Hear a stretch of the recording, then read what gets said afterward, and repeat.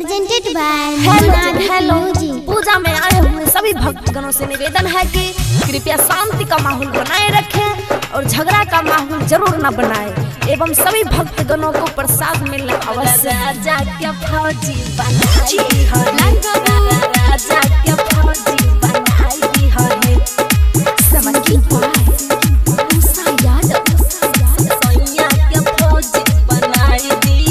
हे साथे बिना बाली मैया तोरे कहाँ छिया है, साथे बिना बाली मैया तोरे कहाँ छिया है, हमरा सैया के हमरा राजा के फौजी बनाई दी है, हमरा सैया के नौकरी धराई दी है।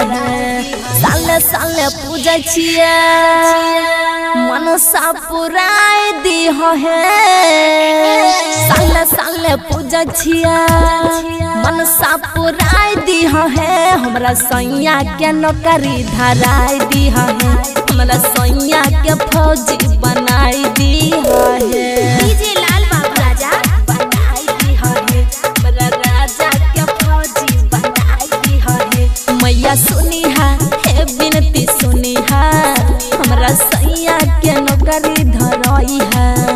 मैया सुनी है हे विनती सुनी है, हमरा राजा के नौकरी धराई है, राजा के नौकरी धराई है। हमरा सैया के वर्दी पहनाई दी है, मैया अपन झलक देखलाई दी है, हमरा राजा के वर्दी पहनाई दी है, मैया अपन झलक देखलाई दी है। मंदिर बना के अगला साल मूर्ति बैठाई देब है, मंदिर बना के अगला साल मूर्ति बैठाई देब है, हमरा सैया के नौकरी धराई दी है, हमरा सैया के फौजी बनाई दी है।